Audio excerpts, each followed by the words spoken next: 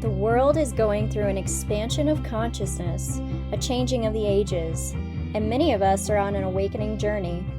I want to explore what all of this means and share people's personal stories so we can relate, enjoy the mystical experiences, and perhaps connect some more dots. Everyone's journey is completely unique. I'm your host, Wendy, and this is Light Always Wins. Hello, everyone, and welcome to another episode with Steve Herbert. I'm really excited. Today we're going to be discussing his article called Dracula as Metaphor for Human Evil.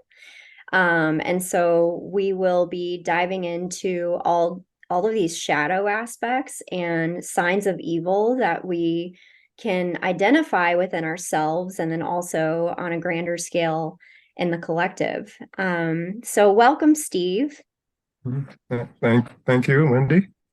And could you tell us a little more about your background? Okay, I guess I'll start with, most people know me as a dowser, and I've been dowsing since 1985, so that's almost 40 years, and done it all over the world. Before I was a dowser, I received my bachelor's degree in geology from the University of New Hampshire, and later I got a master's degree in anthropology from the University of Montana. But I made quite a jump to social and cultural anthropology, sort of emphasizing religious and psychological anthropology. So I consider myself a transpersonal anthropologist. All right. So I'm a geologist, transpersonal anthropologist, dowser. Some people know me as a compost latrine guy, you know. And a writer. I would also and a writer. Rise you as a writer. Yes. Yeah. So after becoming a dowser, eventually I went and joined the Peace Corps and spent 2 years in Africa as an agroforestry extension agent, and I was immersed in the spiritual world of the people, living right with a family out in the African bush in my little grass roofed hut. And, that was quite an experience, and that's where I really started getting serious about dowsing. Also, I dowsed over 80 well sites all over the country of Senegal during that time, and seven of them had been developed by the time I left, and with such success, I kept going once I returned to the States. And I was, in fact, invited by a new organization formed under the auspices of the American Society of Dowsers called the Water for Humanity Fund. I joined it as in the title of secretary, but over the years began to take on more of the project management aspects of that. And I was with that group for 19 years, and that involved more traveling, all in Latin America and the Caribbean, 11 trips. The final one was, which I was invited by Bob Marley's widow, Rita, to go to Jamaica and teach organic gardening to high school students. So that was pretty awesome. Now my dowsing and my writing and all is going into new horizons, and here we are doing a podcast. I'm pretty excited about it. Awesome. Yeah, me too. I really appreciate you having these conversations with me, because I love the stuff you write, and it makes me think a little deeper about all of these concepts. And it's not just that. And I know I mentioned this in our last episode. If you guys haven't listened to the last little series of episodes Steve and I recorded, we went over his other article, The Metaphysical Wizard of Oz, and that's a really good one. You should check out if you haven't listened to it yet. But when we were talking about it, I shared with you that when I read some of your writing, it feels like I'm tapping into something more than just the words. It kind of opens up this other perception. So I really appreciate that. I think there's just something special about the way that you write these things. And so yeah, let's talk about some of the similarities just to tie a link between or to help us transition from the metaphysical Wizard of Oz to Dracula. Mhm. Mhm. Uh, you looked up, there were some similarities between the two of these, and one Yes. I already saw, or we had talked about, that I thought was so interesting is that both L. Frank Baum, the author of The Wizard of Oz, and Bram Stoker, the author of Dracula, were both theosophists. And so that is one question I have for you as well is Mhm. what is theosophy? Because we didn't really touch on that last time. So what is Uh, your idea of what yes. theosophy is? And then let's talk about the other. Yeah. Yes. It was actually started in the United States, and it was meant to be a forum for all those interested in the esoteric teachings among the various religions. It was meant to be non-denominational, although um, people who are attracted to that pretty commonly have common beliefs in reincarnation and that sort of thing. Um, and it, but and that being said, too, they then tended to um, emphasize more the Eastern religions, Mhm. Hinduism, and um, so yeah, basically esoteric religious organization spanning all the religions, and both Frank Baum and Bram Stoker had been attracted to that. Mhm. Um, and there was in common between the two that both uh, um, stated that they didn't feel like they actually, conceived of the stories themselves, that it just came through them and they wrote it down. Mhm.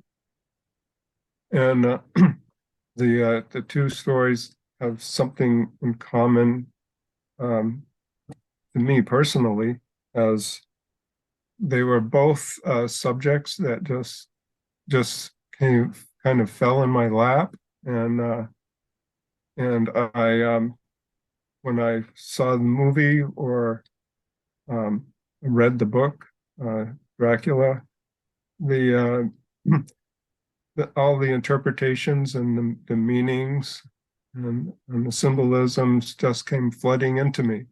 You Mhm. know, yeah, it was like it was came by inspiration. The interpretations came by inspiration in the same way the story itself came by inspiration to those authors. And as time went on, I found out there were certain um, synchronicities between the two. Uh, and that is that, for one, the Dracula was published in 1897, and The Wizard of Oz was published just 3 years later in 1900. So very close to each other, right at the turn of the century. Mhm.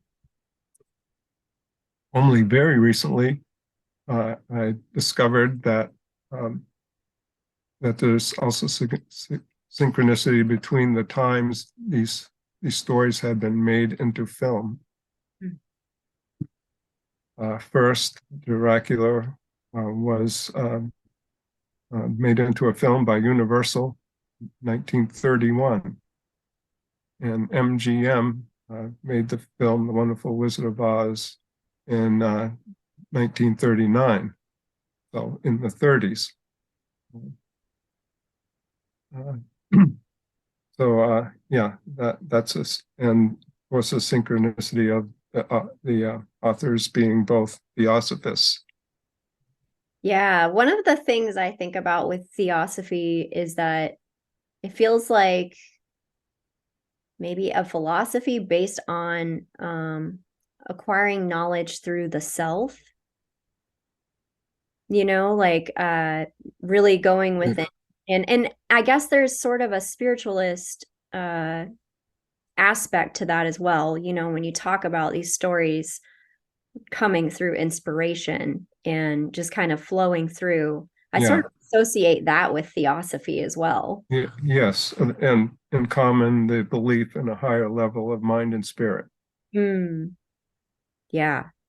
And also, you pointed out when we were talking about this before the episode that both Bram Stoker and L. Frank Baum had sort of dark sides as well.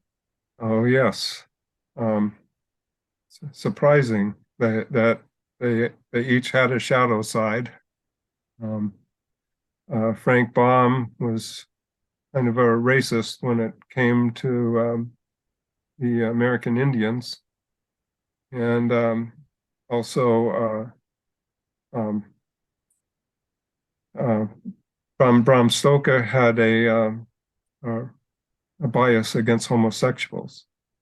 So that was probably, we can probably touch on that again later of how that might be a projection of something of Mm-hmm. the shadow. Yeah, they were not without their own shadows, and maybe that helped them understand uh, what they were writing. Well, none of us are without shadow, right? Right, right, right. I think that it's because we're fragments of source that Mm-hmm. we have these shadow aspects because we're all sort of having these different experiences. So how could we possibly see the whole at all times as a human being? Mm-hmm. Mm-hmm. Mm-hmm. Yeah, that's our goal in development, and we're just on the way right now. Yeah. So, in your article, you mentioned Lucifer, and you told me you hadn't really discovered Rudolf Steiner yet, Yeah. um, back when you wrote this article. But I Mm-hmm. think it would be helpful to just briefly try to touch on what the Luciferic, Ahrimanic, and Christ impulses are that Steiner writes about with his method of anthroposophy, which was sort of a branch off of Mm-hmm.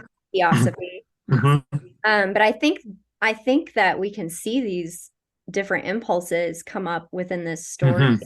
and also it seems to be rising in the awareness of a lot of people and becoming more of a popular topic of discussion. So I'd love to touch on that and see what you think, how you Okay. those forces. Oh, yes, yeah, you're right. My reading of Rudolf Steiner came much later after my writing each of these articles. Um, but I can speak to my understanding of Aramin and Lucifer. Um, so Aramin is another name for what we typically know as Satan, and but they and they have in common that that um, the um, the drive to try to sabotage the positive spiritual development of humankind, Mhm. and but they do it in different ways. Uh, Aramin is in charge of technology, and Lucifer is in charge of our our spiritual pursuits. In other words, relig- religions. Mhm. And so Aramin is. seeking ways to entrap um, human beings with a fascination with technology. I think that's kind of obvious these days, looking around. And Lucifer is trying to corrupt that drive for spiritual growth in various ways. Um, so I think maybe with Dracula, it's more of Lucifer's work here. Okay. Yeah. Yeah, it's interesting too because when I think of Ahriman, I also think of scientific materialism. And I feel like I see Dracula as a hyper materialist as well. So I feel like I see both forces working together with him. Mm-hmm. Because it's almost like he thinks he can cheat death, which to me is like hyper materialist, having no Mm-hmm. concept of spirituality, you know, Mm-hmm. spiritual stuff. And that's what they do, right? Those two forces, they work together. They sort of go hand in hand. Um, Yeah. Yes. And you can make a case for um, airmen to be uh, concentrating on the masculine urges mhm. of intellect and will, and Lucifer uh, concentrating more on the more feminine aspects, feeling and intuition. Yeah. And I feel like Luciferic impulses are a little bit trickier than the harmonic ones Mm-hmm. I agree. because it's like Lucifer is the light bringer. So, in a way, like Lucifer can be our initiation into the spiritual worlds and give us that glimpse of it, Mm-hmm. or introduce us to them. But then we have Mm-hmm. to be careful and stay grounded and connected with this reality we live in Mm-hmm. Mm-hmm. because Lucifer kind of would can tempt us to just want to float away and not be human anymore. Uh-huh. Uh, I can see so many cases where Lucifer has caused division, within the whole world of religion. How many wars have been fought over religion Yeah. and extremism has encroached. Um, so I think that's all examples of Lucifer's work. Yeah, where he kind of plays on that ego that says I'm holier than thou. And so I must defeat you because this is the way. Mhm. Yeah. Right, right. And then what about the Christ impulse? Because I feel like that's where we find balance. Would you agree? Well, that's exactly the goal we have in our positive evolutionary progress as of all humankind, um, is to embody that Christ impulse as completely as we can, and that's what Lucifer and Ahriman are trying to um, uh, sabotage. Yeah. And it's something I want to mention that I think is important because when we're learning about these concepts, it can be really easy to judge them. And what we need to realize is it's similar to the shadow, where it's something that we need to be aware of. We can't stop the forces necessarily. They are forces that exist and run through us. And the goal Hmm. is to become aware of them so that we can find balance and so we can Hmm. embody that Christ Yeah. presence. Yes. Um, this is where it starts. Conversations like this. So, Yeah, but we can understand what's going on, what they're trying to do, and not be caught up in it. right. And when we were talking about the links between the Wizard of Oz and Dracula, I kind of felt like The Wizard of Oz is this overall look at the journey, the spiritual journey. Hmm. It's written as a Hmm. children's book, so it's a little more lighthearted. And then Dracula is like the next step where you really start stepping into your shadow and Yes. discovering how to work through that and how to Hmm. recognize these Right. aspects. Right. So, do you want to lead us through some of these metaphors that you found between? Um, well, can I say first, in recognizing those dark aspects, um, this podcast is being aired, no accident at this timing. Mhm. Wanted it to come out right around Halloween.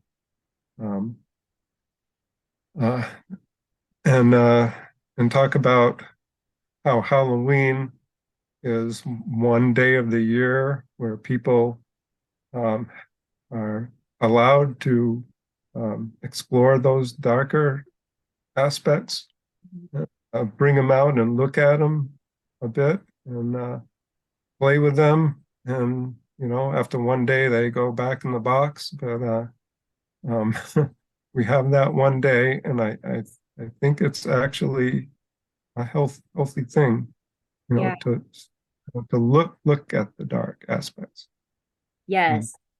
And I find it fascinating that Halloween started out as a time of year to connect with our ancestors, that it was back in like pagan times, it was time, and probably further back even, it was a time to when the veil was considered to be thinner and we could connect with Mhm. our past loved ones, which really shows us a difference between how connected we used to be to the spiritual world Mm. versus Mhm.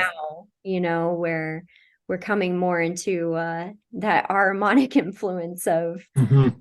oh, I don't know what there is after you die, it just is, or, not that everyone believes that, but it's, it seems more, um, it seems like our society at large is more of a materialistic one, so Mhm. now Mhm. Halloween is kind of more commercial and Mhm. and it's still really fun, but Yeah. I wanted to note that Yeah. connection as well. Oh, yes. Yes. Yeah. And Halloween, you see lots of monsters. Um, that the everything that mankind has dreamed up, and they can all teach us something. Hmm. I think the vampire Dracula is kind of the quintessential monster. Um, and so studying the Dracula, the vampire, we can learn a lot. Yeah. Okay, so now why don't you take it away with Oh, the okay. metaphors? Good segue to the metaphors. Yeah. Yes. Um, yeah. Dracula works in the realm of darkness. Uh, he shuns the light, and that's by design, by the forces of good. Um, he's relegated to that zone, and so he must he do live and do his work by the cover of darkness. He's also a shapeshifter. Uh, so he's pic- pictured mostly having the ability to turn into a bat. Uh, Mhm. uh, but we'll see too how um, he can be a shapeshifter in um, uh, his way of deceiving people. Mm. Um, the moon has a lot of symbolism for Dracula. That the moon is which dominates over the darkness of the night when he's most active. And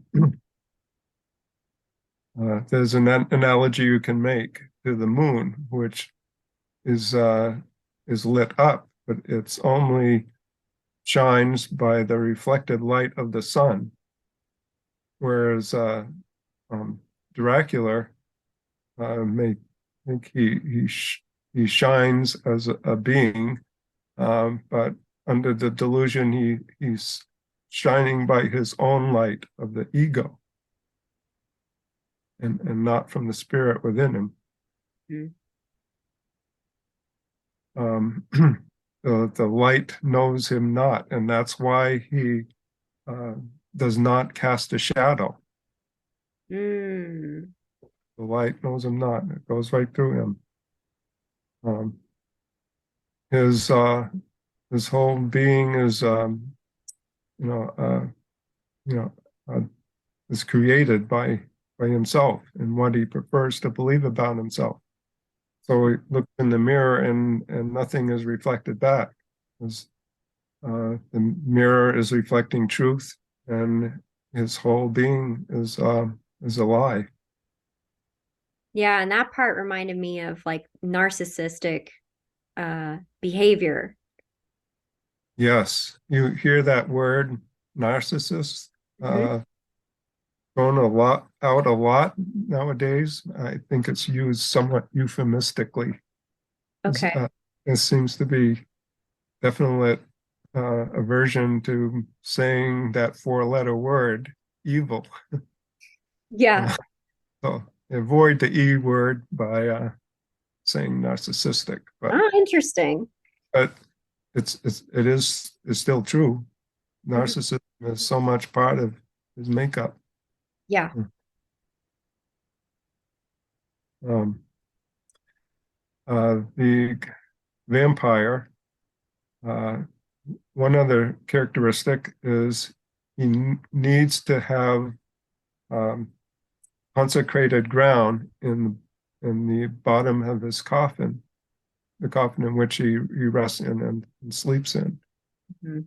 Um, he he has to know that he's sleeping in hallowed ground, and that's what can return to um, in the morning after his uh, work in the night.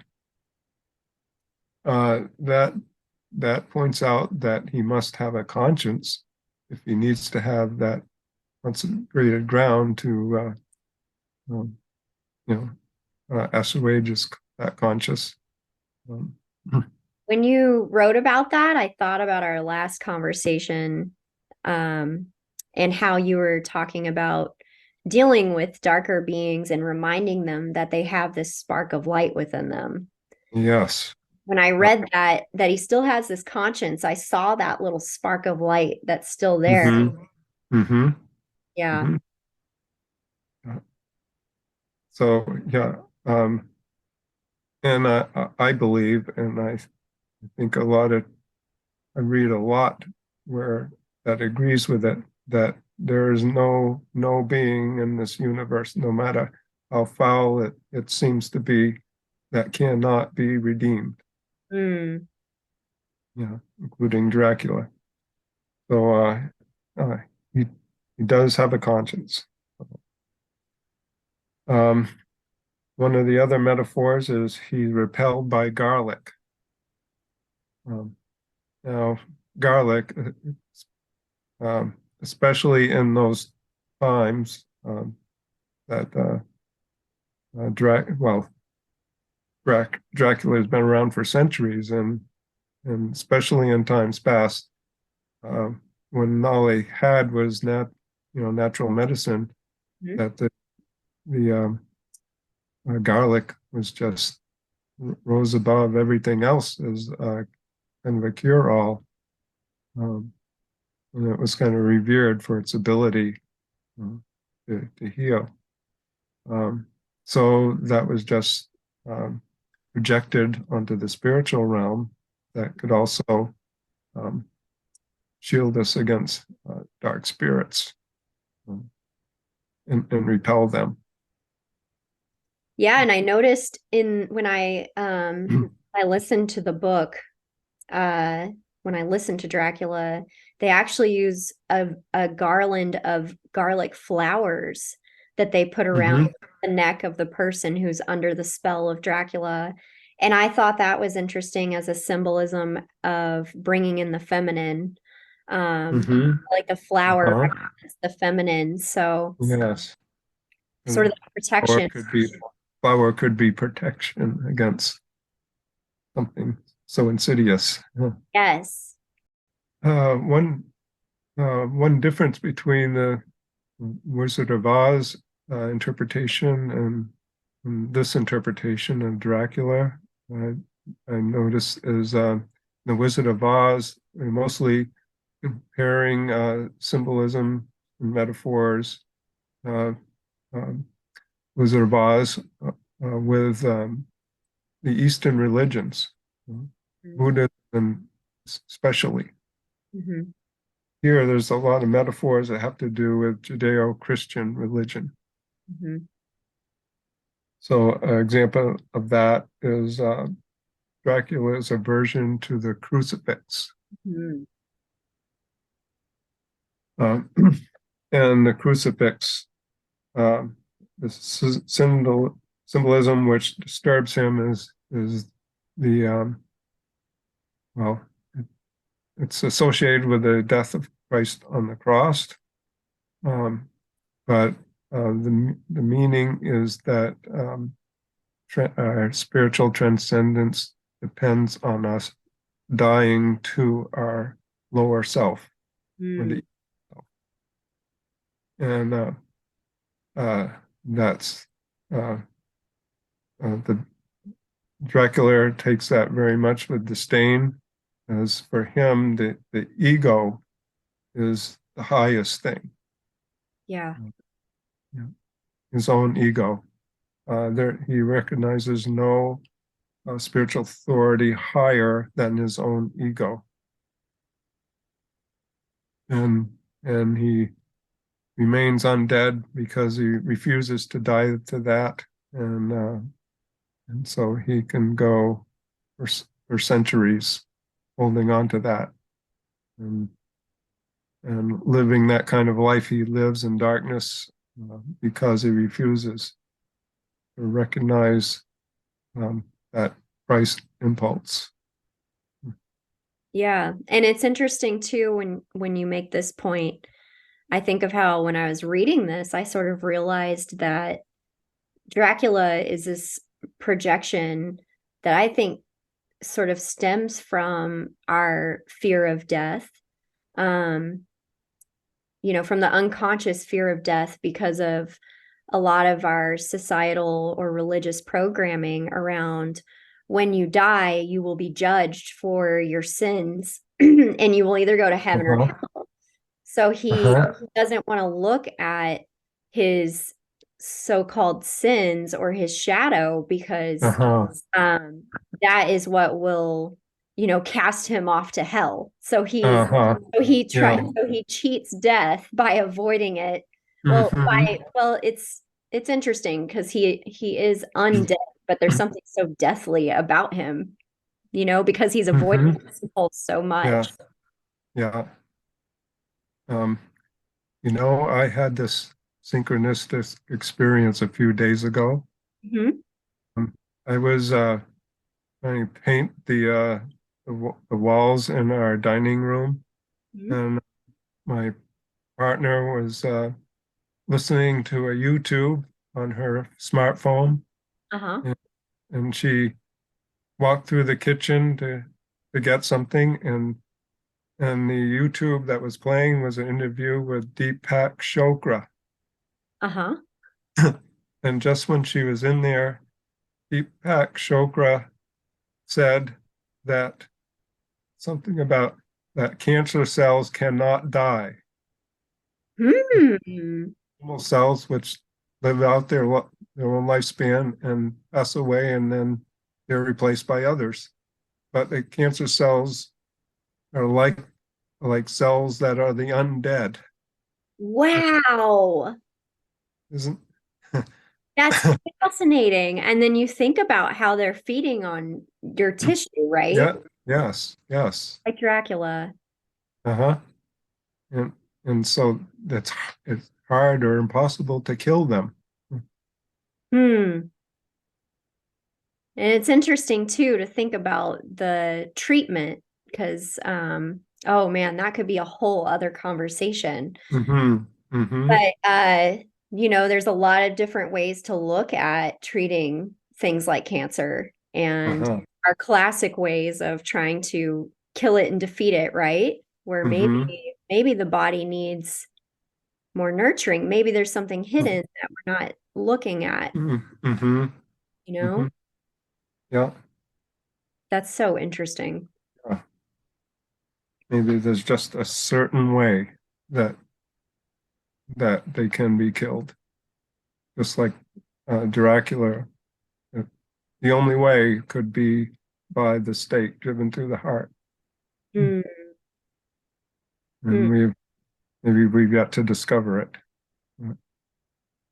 Um, uh, that was a pretty awesome thing for me to hear that right at that time and evoke this kind of a realization. Yes, that's amazing. Uh, oh, so another a metaphor is the host, that we receive in communion, uh, Hmm. at least in, among the Catholics and the Episcopalians. I don't think anyone else does that, do they? Not that I know of. I'm not an Yeah, expert on Christianity. yeah. Hmm. Well, in the and I grew up Catholic, so Okay. speak to that. So the ceremony, sharing the host, they it's believed that the host and the wine are the body and blood of Christ, and somehow they're transmuted by a blessing, um, and then we ingest it. But I can tell you, as an anthropologist, that there's nothing new about that kind of ritual. Um, Actually borrowed from paganism. Um, so it is a fairly common ritual um, for you thousands of years, maybe that um, sharing the flesh of the god. Uh, by ingesting that, we take on the nature of the god Mm. for drinking the blood. So, um,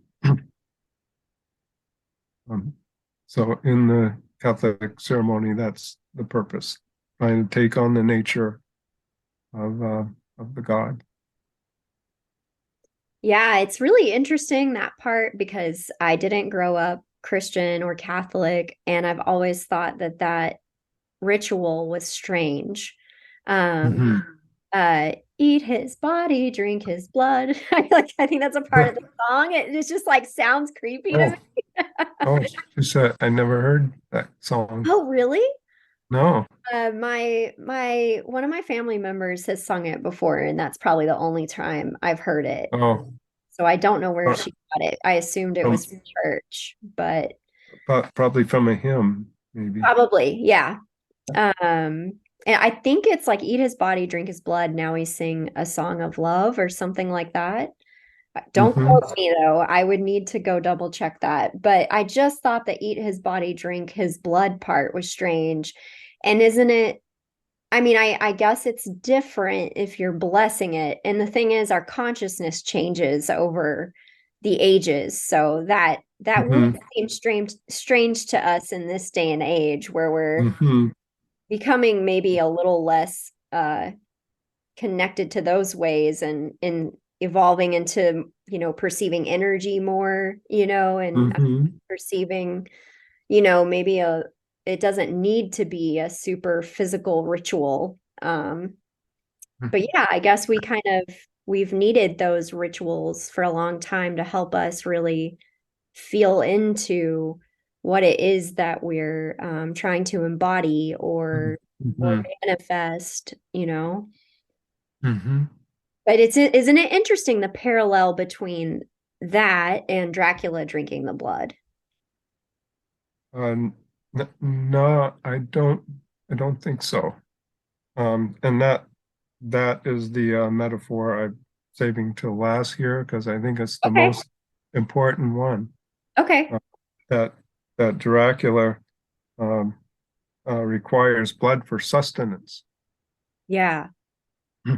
Now, uh, so the blood is actually a metaphor for for energy, and there certainly are people who are um, that suck your life energy, whether consciously or unconsciously. Yeah. In both cases, it's they're taking sustenance from another person, robbing it from them uh, to keep up their own existence, you know, to prolong this undead state of the ego resisting death.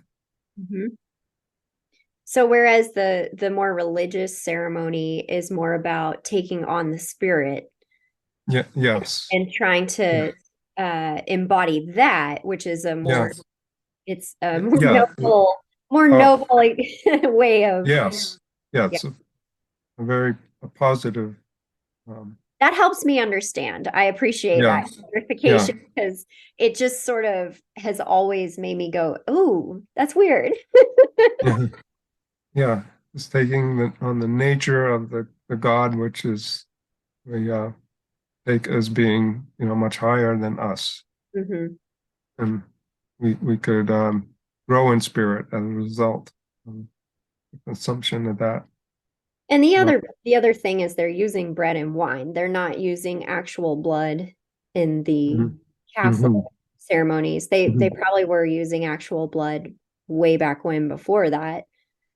Maybe animal blood. I don't know. In in the There was pagan rituals. Uh, yeah. yeah. So yeah, I didn't mean to throw you off course there. I just Yeah. wanted to understand that. Yeah. Mhm.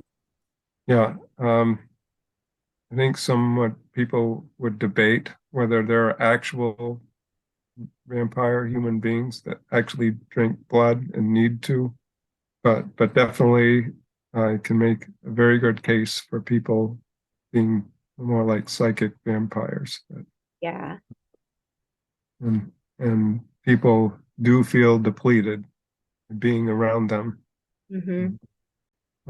So we this could also take us into psychology Hmm. and um, victim and aggressor uh, that and the trauma we suffer sometimes from Hmm. these.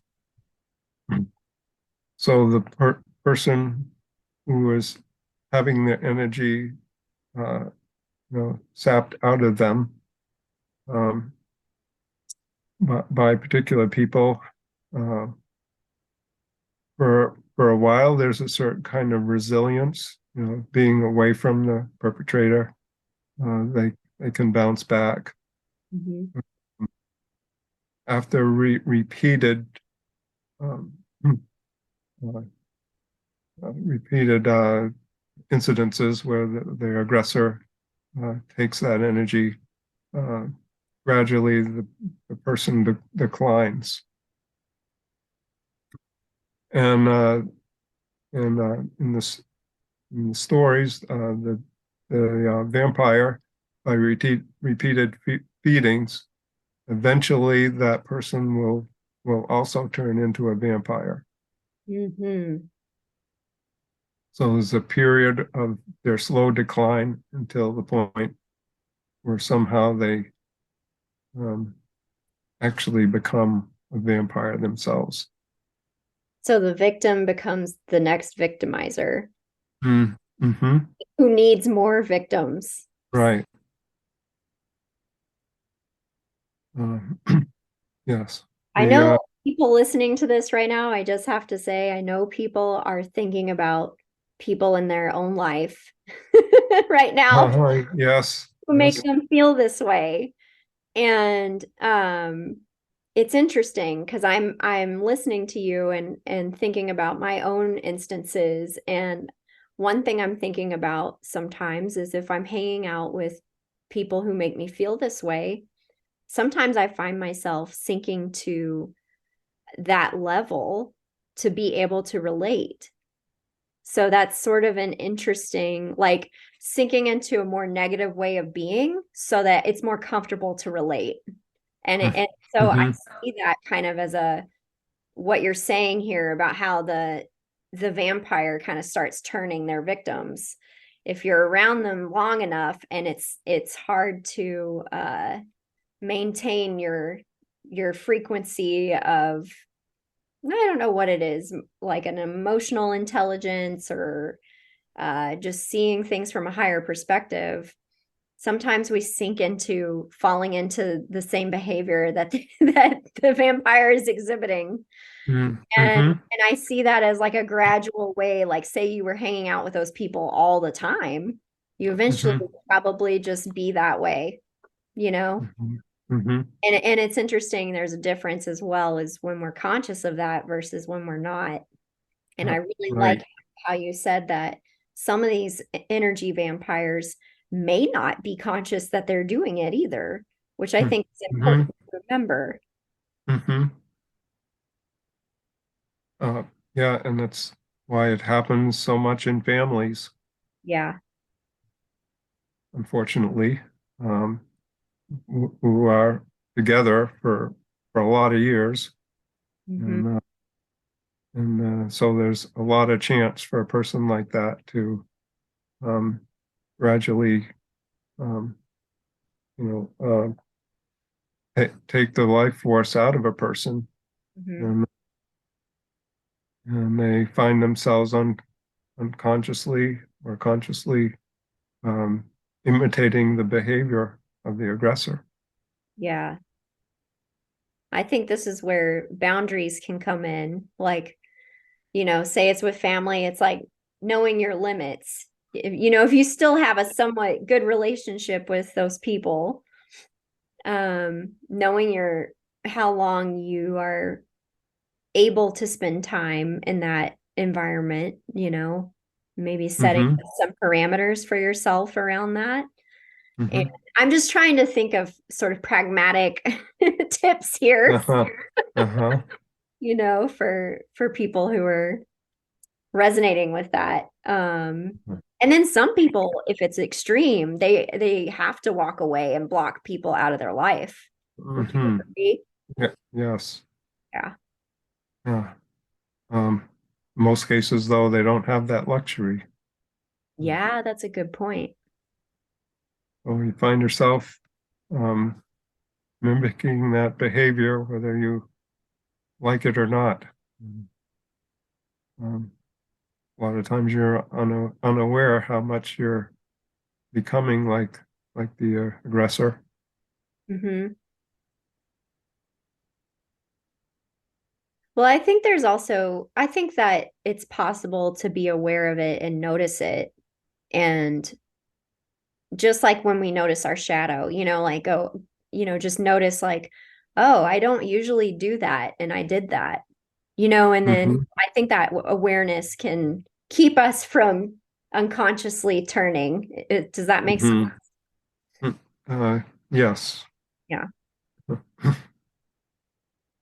Um, there could be more attention put to that in therapy. Hmm. So they get turned. Mm-hmm. And something that I thought was kind of interesting to touch on that comes after that point was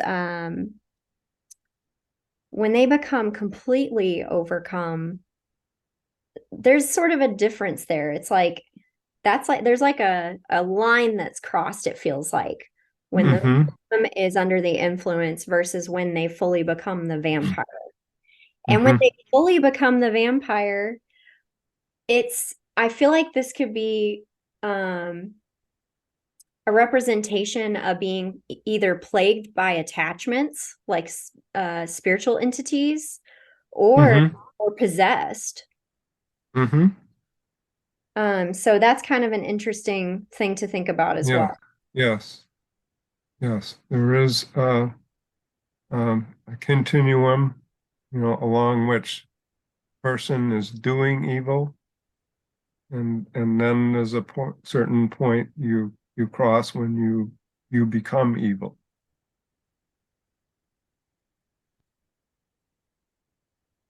Um, so that's to take would take a lot to a person to be conscious enough to realize where they are on that spectrum. Hmm. Yeah. Yeah, sometimes it takes a crisis. Um, Mm-hmm. Sometimes that's why things, you know, crazy Mm-hmm. happen in our lives because it's a wake up Mm-hmm. call, like Mm-hmm. um and then that kind of goes into the what the purpose is that evil serves on another level too. Mm-hmm. Um, But I don't want to get you off track if you uh, still have some other points to make. We can. uh, um, well, I do. That would get us into our personality profile, I think. Okay. Um, um, there's then this whole psychology of denial and how we refuse to look at what's happening. Mm, hmm. Mhm. Wanted to mention that how much Dracula is foul as a being as he is, he's still bound but to obey certain laws. Hmm. Yeah.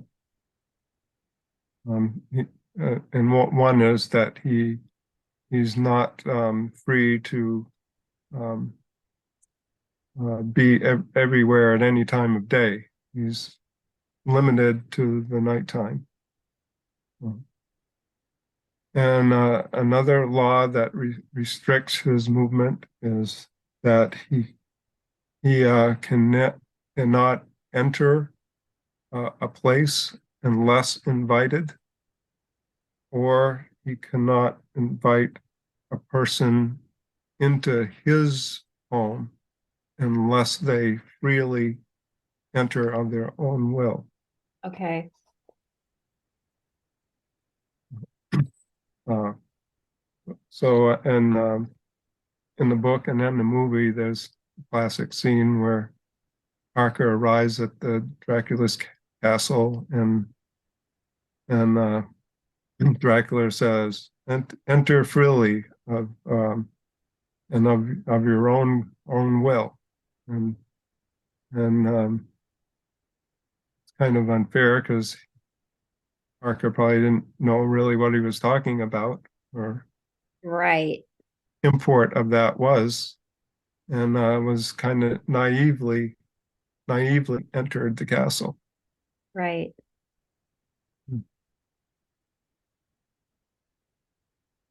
Um, we see too that the Dracula um, he he was restricted in his movements also um, when trying to escape. He he he could not cross a stream of running water of his own under his own power. In other words, he could not cross it by foot or jumping over it or whatever. He had to be carried over it, which he was automatically when he was transported in his box by carriage. And that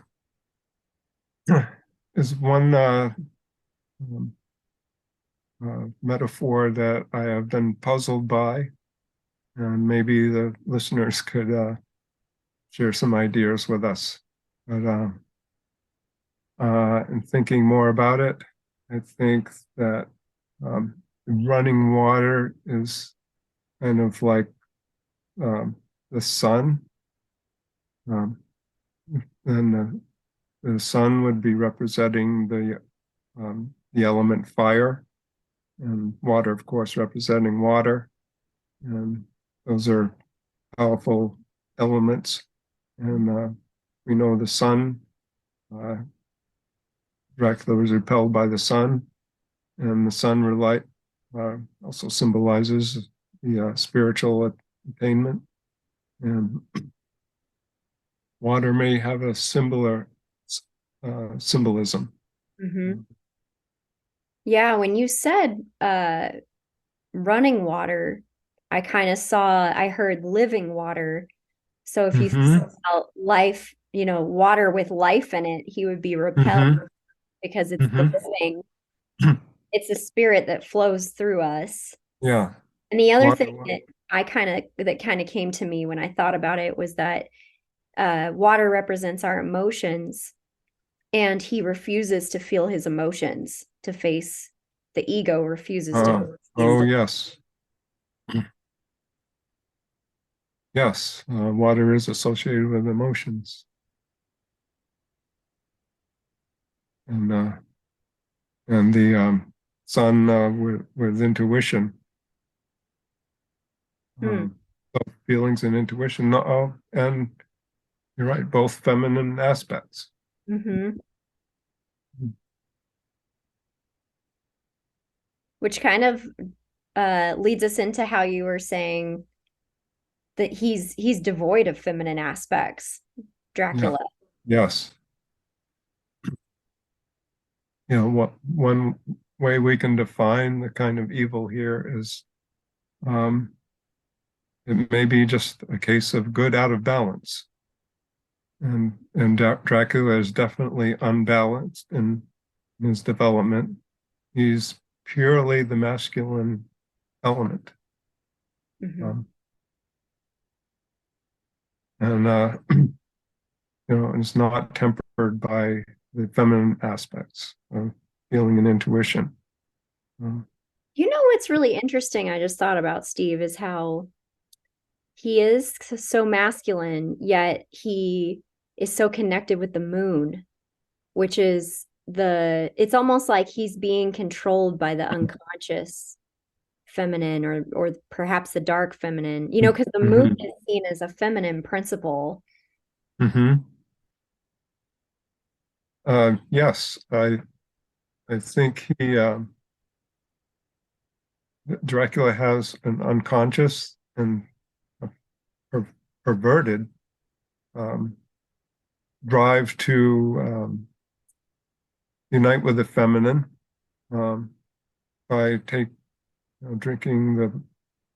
a woman and drinking her blood. Yeah. So he unites in that um, very very dark way. Mhm. There's also quite a bit of symbolism there with the blood as well, with the feminine Mhm. connected with the blood. Right, Yeah. right, right. He he can't accept that kind of union unless he's totally in control and in power over. Yeah. And I couldn't help but see this as a representation of our culture. We've been living in a pretty male dominated society for a long time, or paradigm. Mm-hmm. And so I think the feminine is coming back, and we are beginning to see more of the unseen and the feminine principles to try to bring it back in balance. Mm-hmm. But like you were saying, this Dracula is such a great metaphor for, like, what does it look like when the feminine is out of the picture, you know?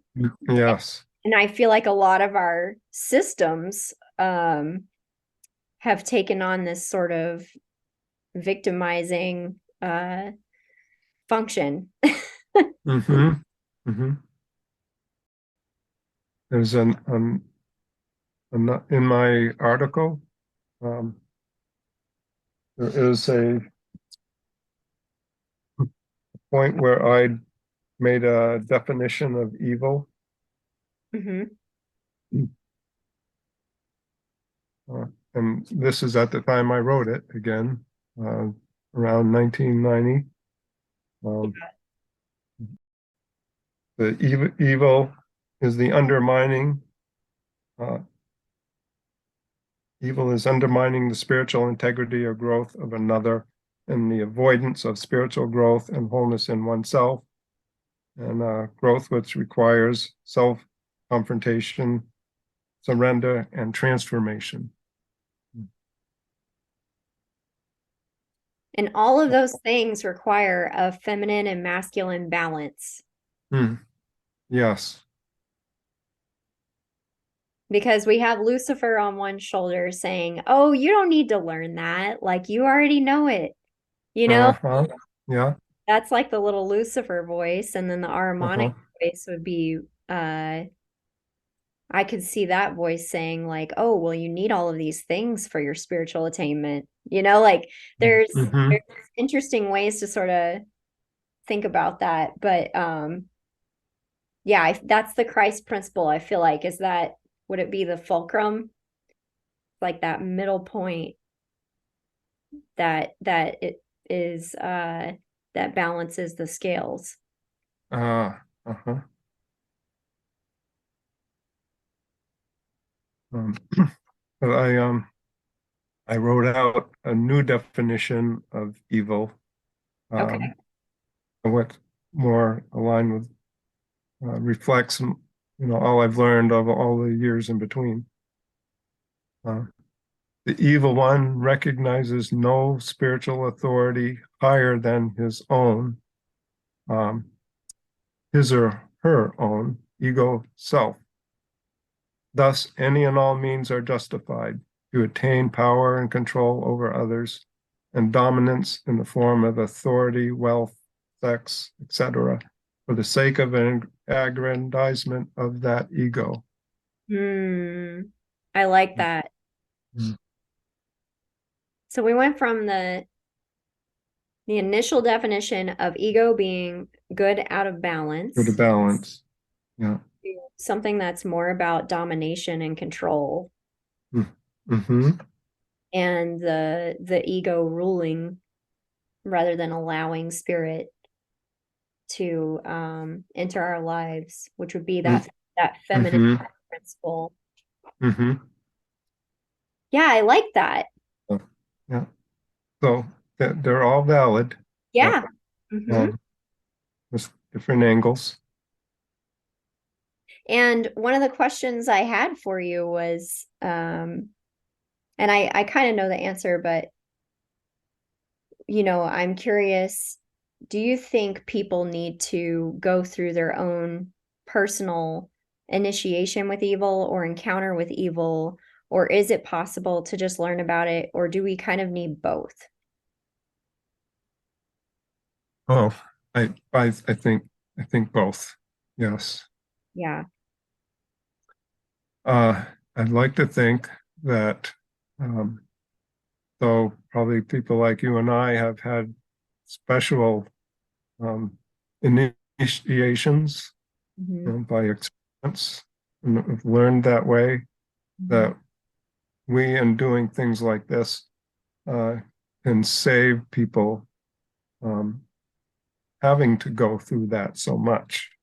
Right. And, Lessen the suffering, hopefully. yeah, lessen the suffering and go right to you know um, spiritual growth. Yeah, because it's really interesting. It's such an individual journey for each person. And Mm-hmm. it really depends on what our soul came here to learn, I guess, and how it Mm-hmm. wants to learn.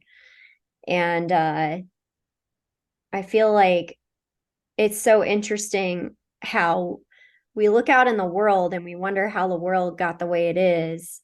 And it's like we really need to be looking inside ourselves, and like learn Mm-hmm. all of these tips about where is it in me, which then will start to reflect out, right? Uh-huh. But I feel like the outside world is also another clue for us. Like, I kind of feel that's the initiation humanity is going through as a whole right now. I feel like the outside Uh-huh. evil levels, we can call them, Uh-huh. are Uh-huh. getting so loud and visible Mm-hmm. Mm-hmm. that perhaps humanity is going through this initiation together if we haven't Uh-huh. already gone through it individually. Yeah. Yeah. Yeah. I'm going to point out too, if anyone has not ever noticed this before, but if you spell the word evil backwards, it's spelled live. So it is like a polar opposite here, life and and uh, and a kind of death. Yeah. Yeah. Yeah. Well, and then it's interesting too. I feel like the death part, I think we fear it so much, rightly so, because Mhm. it can be a painful experience for the person possibly. I can't say that for sure, but also it can Mhm. be so painful for the people that we love, when Mhm. someone is Mhm. lost. Um, but I also feel like our embrace of death and the idea of death and that we will be held when we die Mhm. is Mhm. something that helps us recognize evil because we've dissolved that fear. It's Uh-huh. the fear that keeps us in the victim state that helps Mhm. the proliferation of evil. Um, yeah, I I see it too as a polarity of life versus the Dracula's uh, world of being undead. You know? Mhm, So two opposite extremes. mhm. Yeah, and it's interesting, we there's a lot of people who are probably going through life sort of living undead in a way. Mhm. Like if you're when we're not connected to it's interesting. I want to be careful when saying this because I don't want it to sound judgmental because I feel like I've probably been there myself, right? Like before Mhm. before we awaken to um that there's more out there or that to really the power of life um Mhm. and and the life force. It's like we kind of are like the Walking Dead a little bit. Uh-huh. Yes. Yeah. Yeah, I would go back to M. Scott Peck and his book People of the Lie, which I used a lot in writing this article. Hmm. Um, so people living a lie, and how how undesirable that state is. Um, if they would only know it, would only see it. Yeah. Yeah, and it's when you wrote when you mentioned that book in this article, you were talking about how, you know, Dracula and these forces can put on a facade of Hmm. perfection or holiness, Yes, and yes. how these types of characters can be hiding or quote unquote hiding Hmm. within the church or what else did you name? Business people who believe they're incorruptible. Uh, Hmm. and I can't remember what else that you named, but I felt also into government institutions, uh, Hmm. medical Yeah. institutions, Uh-huh. and even educational systems Yeah. as well. Right. yes, evil needs a facade, to appear um, as ordinary as possible, Hmm. and as least threatening as possible. And we talk about evil people, but the same thing could apply to organizations of any kind, even whole countries. Yeah. Yeah, that's an interesting one to think about. Um, and I think we kind of see that a little bit with even the states, the United States. I think there's Hmm. uh, a lot of division between the different consciousnesses of different Hmm. states. Yeah. Uh, but it's interesting too. The other one I wanted to mention because I think this one's really important right now, as there's so many people awakening spiritually, is the spiritual Hmm. Excuse me, the spiritual the spiritual guru. guru. Oh, yes. And I know that was a big thing that's been sort of brought to light before, but I think that that's where those Luciferic forces take over sometimes, where Mm. Yes. somebody is feels very self-important and that Hmm. they know everything and have all the Hmm. wisdom, or they let go of a lot of responsibilities that come along with Hmm. spiritual power. And so Uh-huh. that's Yeah. something to be aware of, Yeah. especially with social media too, because everyone has a platform, including myself, like right here. Hmm. I'm Yeah. just, I'm a Joe Uh-huh. Schmo and I started a spiritual podcast, right? So, Uh-huh. so I think that these tips are really helpful for people in navigating that world as well. And I just Hmm. want to make a Hmm. point that it's important to be aware of that, even in what you think Yes. for the light. Right.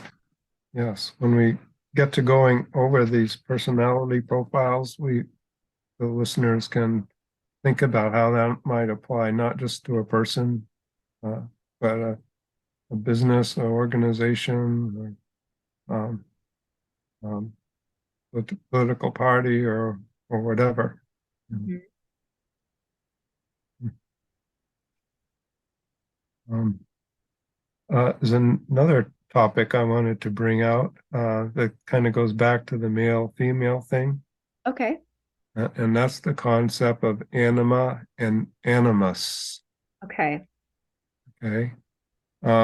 So those were terms that Carl Jung made popular. Mhm. Um,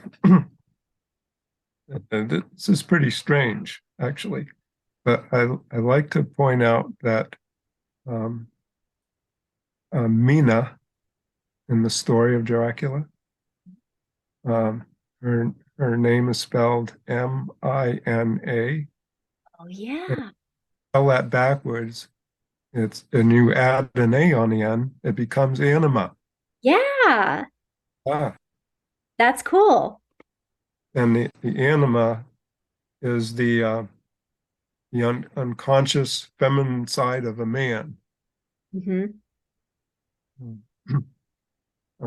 And so to the men who were trying to rescue her, she would be the anima for them.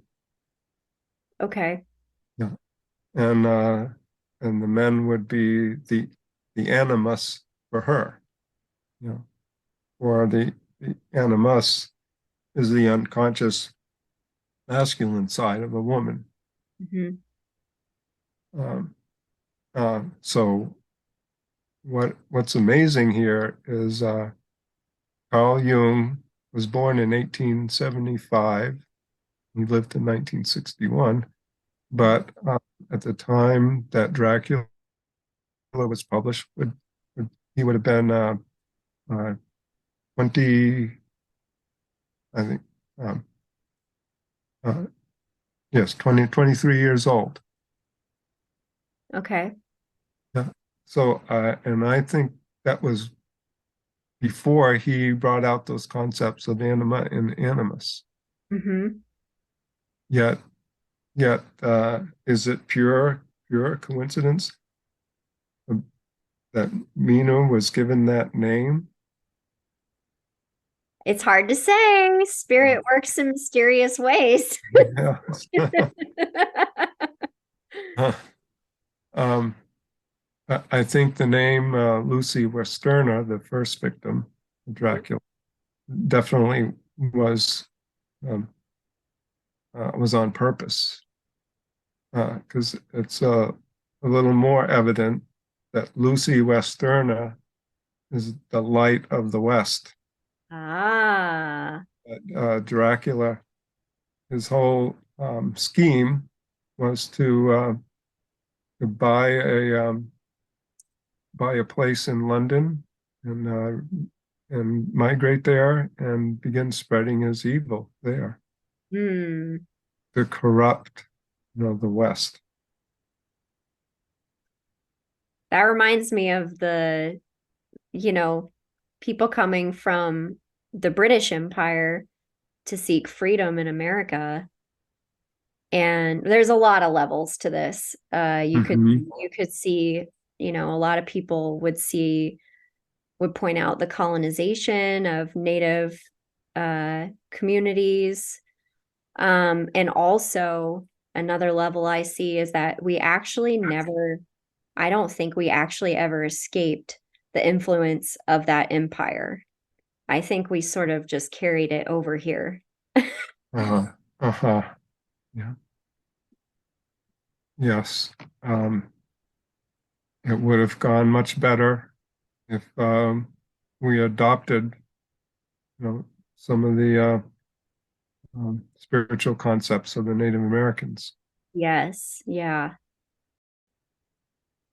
So I wonder if this is the time to maybe start with our personality profiles. Yeah. Is- Or, no, Yeah, I or is think there it anything is. else you want to? Um, well, I think anything else I have might come up while we talk about this. Mhm. Oh, one other thing I did kind of want to bring up when you mentioned the vampire shape shifting into Uh-huh. a bat or into all kinds of things. Mm. I also saw the symbolism of his animalistic nature Uh-huh. and his teeth too, the sharp Mm-hmm. fangs. Those are Uh-huh. very Yeah. animal-like. And Yeah. when I was preparing for this interview, I got out my Man and His Symbols book by Carl Jung. There's a section where Amelia Jaffe writes about animal instinct and how animal instinct is neither good nor evil, but man is the only creature with the power to control instinct by his own free will. He's Mm-hmm. also able to suppress, distort, and wound it. And an animal, to speak metaphorically, is never so wild and dangerous as when it is wounded. So I think Uh-huh. that's an interesting point to bring up about evil as well is that there's a wounded component often. A lot of times, the person who it starts by a large wound within somebody, maybe a Mm-hmm. childhood trauma. Um, who knows what they've experienced? But then the other thing with a wound is that uh, that is also what can make us, when that wound is not healed, that is what makes us susceptible to evil influences as well, because that's what the evil finds and feeds on is Mm-hmm. they feed on your weaknesses. So yeah, and then also just how a wounded animal acts. I mean, that is like Dracula. He's such Yeah. a wounded character. We don't really know how he got to where he is. Yeah. Right. You're trying to make the point that all victimizers are likely were victims Yes. themselves begin. Yeah. Yes. Yeah. Yeah. And I guess I bring Point to them up. make. It helps us have a little compassion. Mm-hmm. Yes, and speaking of compassion, very impressive that Mina had compassion for Dracula even after what she went through. Yeah, yeah. And I feel like that's a reflection, that's a expression of the divine feminine, because Hmm. the feminine holds it all. Hmm. And I think that also exemplifies what I think that Christ's um, real real intention was. Mhm. Uh, the meaning behind the cross is, Mm, suffering evil without returning in kind. mm, yeah. And that's an interesting, that's an interesting thing to talk about as well, because it seems like in this story and in many stories, there's a point where somebody has to put their foot down to quote unquote defeat the evil. So they have to stake the vampire, which we see as killing the vampire. And it's kind of an interesting paradox, because by killing him, by putting their foot down, they're actually freeing him, and they're also freeing Hmm. the people under his spell at that time, and helping stop the proliferation of more vampires. Hmm. Hmm. So where do you see that? I guess that's really more of that divine masculine coming in, the protector. Would you say Uh-huh. that's the Um, balance of having compassion, but then having to do what is hard? yeah, yes, yeah, and then in the story we see that the person that had to wield the stake and pierce the heart, um, it was by people who were in a love relationship, Yeah. yeah, with the person. So Yeah. it was done a difficult job, I'm sure, but one done with kindness as its motive. Yeah. And also, that was another point you made in the paper, was that the vampire also tends to attack the ones that he loves most or that are Hmm. closest to them. Yeah. So it's interesting, this relationship between evil and love. And you were talking about how evil spelt backwards is live. And when I hear evil and love together, I hear the word evolve. I kind of see the word Hmm. evolve. And this is Yeah. this is the evolution, I guess, of learning to love ourselves. Hmm. Is recognizing, you know, what is it that I need in my life to Hmm. be able to continue to show up Yeah. and serve others and love others Hmm. and myself. Yeah. Um, you should also mention too that there can be victimizers and victims, uh, but that, and then victims that become victimizers. But this could go on for generations and generations. Yeah. Um, Not just learned, but genetically. Yes. So it takes people with awareness to break the cycle. Yep.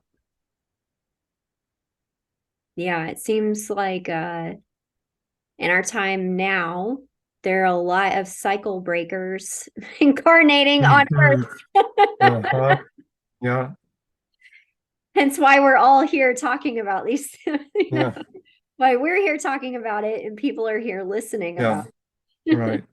Another, and again, suffer evil without returning in kind and break the cycle. Hmm.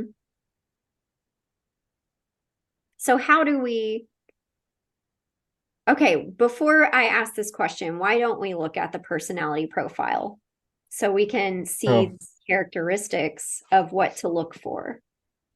Okay. I thought I might just read the names of the categories. Then Okay. we come back and um, might be reading the whole thing, or maybe we could paraphrase where we can. But Okay. uh, uh, the categories are egocentrism, self-centeredness, control, denial, victimizer, hardened heart, superior intellect and will, intolerance, hate and rage, and last two here are obliquity of thought and memory, and ending with double standards. Yeah, and it's like I was mentioning earlier when I read those, I was like, oh, narcissism. Like that's what I thought of. Mm-hmm. And like you said, Mm-hmm. those words Yeah. are interchangeable. Right. Mm-hmm. And the other Yeah. thing that came up when I read them was I think that we can have these tendencies, and people in our lives who are not evil can have these tendencies that Mm-hmm. I notice as well, you Yeah, know? right. Yes. May do evil from time to time, but are not evil people. Right. And they're more easily redeemed. Mm. Um, Also, I wanted to add a comment to what you were saying before about shapeshifters. Hmm. Uh, a lot of their uh, reason for changing their shape is to appear innocuous, or to totally blend in and be non-threatening. Hmm. Um, so when we read through the personality profile, um, want to be cautioned that people on the outside may look totally ordinary, and reality is not necessarily like the movies. Yeah. The And that is monsters something are portrayed. that's something interesting about this book and the movie as well, is that, you know, you we in reality we see evil in the disguise often of just a person, whereas in the movie there's definitely foreshadowing and clues that something ain't right because Yes. he looks strange. His house is like covered in cobwebs and dust. Yes. Like in the movie you kind of have to laugh because you're like, how Yeah. is this person not running away yet? you know Yes.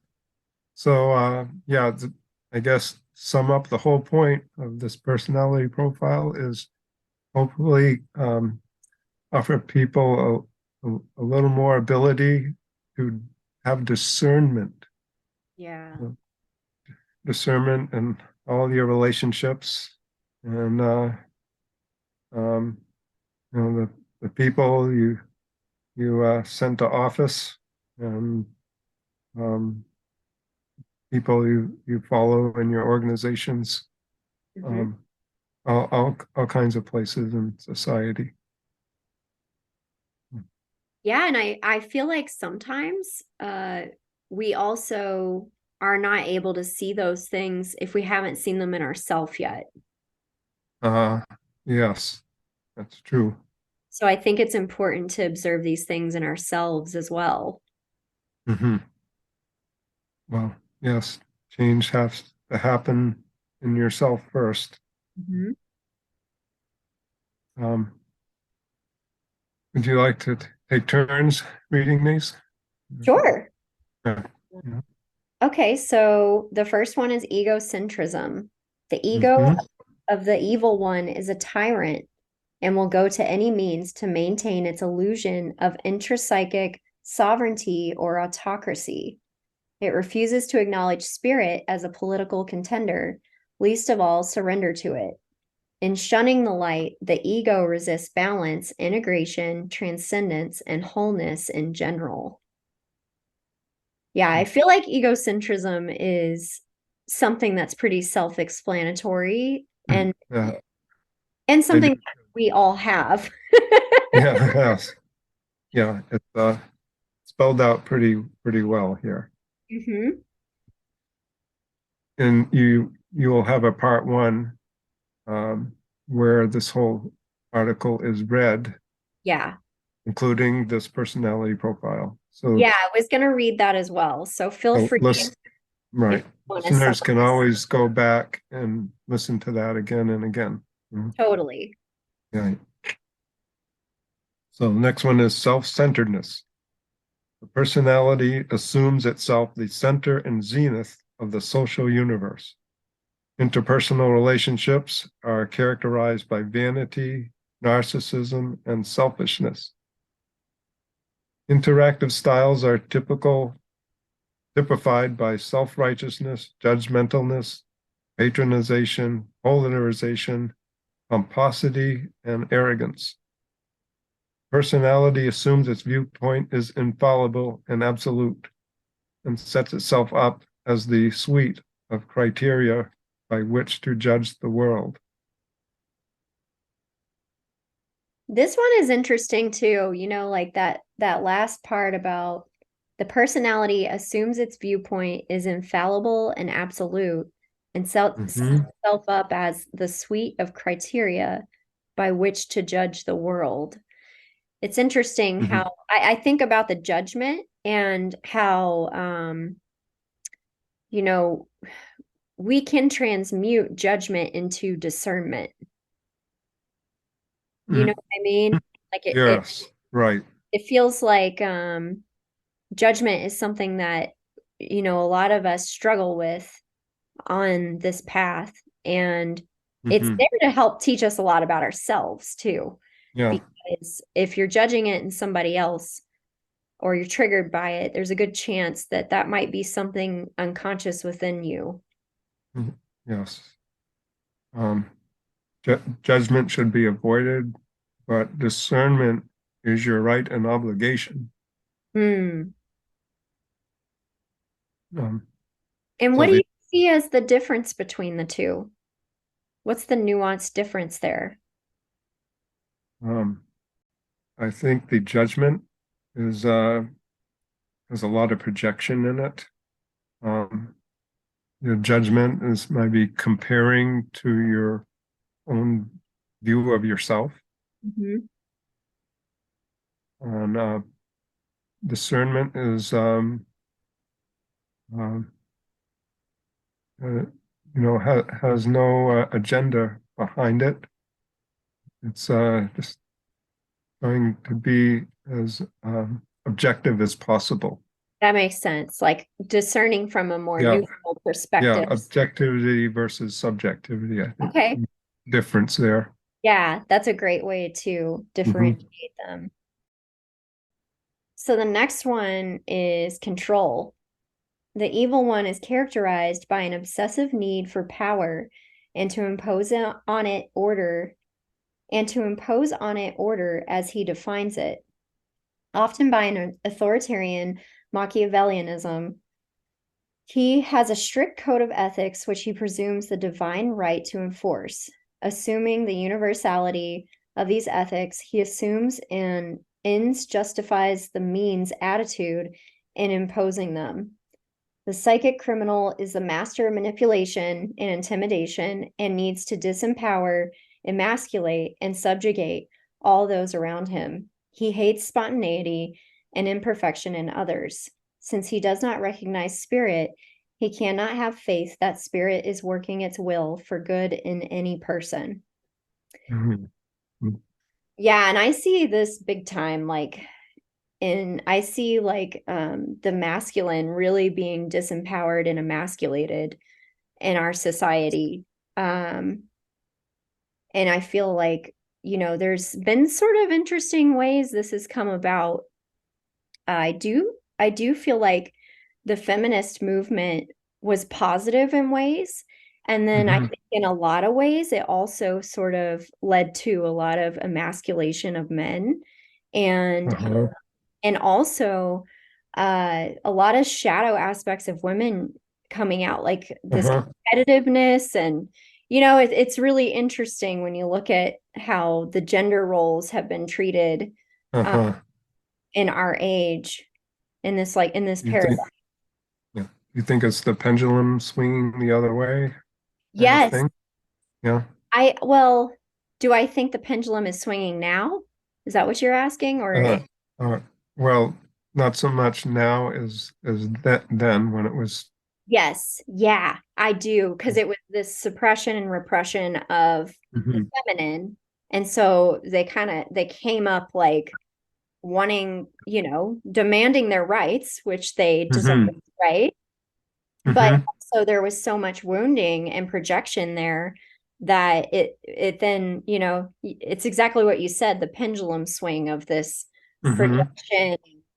Um, I don't know if we could say reflection, but Uh, I don't not sure what that would look like if you had the feminine to totally uh, in power and yeah.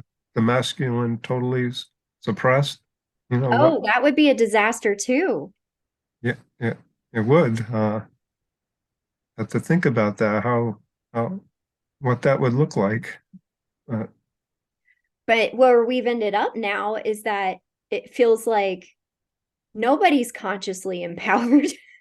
Not nobody, but the people at large have been sort of disempowered through these missing elements, like these wounded parts of us, the wounded sides of the masculine and the feminine. And I think that mhm.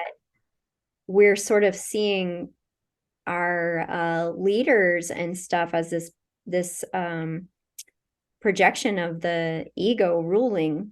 And I think that the opportunity here is for all of us to realize that we have the divine within each of us, and Mhm. find balance in that. Yes. So control is a big one, um, Uh-huh. that we see, in larger society. Well, we've been seeing Mhm. it for a long time. Mhm. Mhm. Um, so the next one is denial. The egocentrism, self-centeredness, and massive control problems dictate a proud and ambitious self-image wholly out of touch with reality. The evil one must invest massive amounts of energy into preserving this self-concept and eliminating all that would belie it. He refuses to self-reflect or confront himself, but rather demands that the world reflect back to him only what he wants to see. Having become identified with his neuroses, he must see these as virtues in spite of all contravening evidence. He hates criticism above all. His whole life is a lie, devoted to maintaining a facade and pretense. The evil one refuses to acknowledge the existence of faults and imperfections, let alone purge himself of them. Nothing can make him change. He prefers instead to cover up his liabilities, deny his true motivations, and rationalize his acts. It is not that he doesn't have a conscience, though it would seem so. It is because he is so good at rationalization that his conscience rarely becomes a major threat. Still, he isn't eternally pursued by it and must continually appease it. Mm, Um, so that's one of the attributes of the vampire or Dracula, mhm, um, from being totally, um, uh, of the manifesting the masculine sides only, mhm. is that yeah, he has a great intellect, powerful intellect, but he uses it in very cleverly for rationalization, you so that he can maintain, his own view of himself. Hmm. This reminds me of how Steiner said that Ahriman will use statistics um, Uh, to prove whatever it is that he wants to prove. mhm, Um, I find it interesting because we are living in an age that has been so reliant on mhm, statistics and scientism, not science mhm, necessarily, but mhm, can turn into scientism when the science can't be questioned. mhm. When science says no, you have new evidence, and science says no, you don't. Like it's this way because I discovered it. You know, Uh-huh. I think of that with the Yeah. denial point. Mhm, And even like our human history, a lot of the archaeologists are not willing to mhm, entertain new evidence or new ideas. mhm. It's Um, interesting. yeah, in the novel Dracula, uh, Professor Van Helsing describes the of Dracula as being of great intellect, uh, but a childlike brain. Um, Mm-hmm. in words, he hasn't developed his feminine side of feeling and intuition. Um, so he remains in an emotional, uh, regressed in an uh, um, emotionally arrested state, Yeah. and could be, you know, as as young as 3 or 4 years old. Yeah. Kind of interesting too, because Yeah, think about a 3 or 4 year old as well. yeah, Like yeah, sometimes they do some messed up stuff yeah. because they don't know So, better. right, right, and yeah, so yeah, if we examine, the toddler's behavior, it could fit some of these descriptions, but Yes. that the developmental stage and and normally they grow out of it and they Right. learn some better ways to handle things. Yeah. Um, and that the professor saw that as one big advantage that they had to defeat Dracula. Right. Was only child brain, superior intellect, but child brain, and they uh, they themselves were more balanced. Hmm. Okay, so next is the victimizer. So the victimizer, the evil one must have victims. He needs to suck the life force of the bodies and souls of those around him. And it is usually loved ones who are most vulnerable that are attacked first. Because he refuses genuine spiritual sustenance, he must sustain himself artificially through the life force of others who feel drained and suffocated in his presence. His self esteem can be built only by undermining the self esteem of any who happen to be convenient targets. His insatiable cruelty and insidious abusiveness builds his own self esteem, always at the expense of others. But we must not forget the victimizer begins as a victim himself. As a victimizer, he is compelled to multiply his evil by creating future victimizers. Mm. And that kind of speaks to the behavior of addiction as well. Uh-huh. You know, Yes. addiction can be sort of like an action of the shadow. It's trying to fill Hmm. some kind of hole.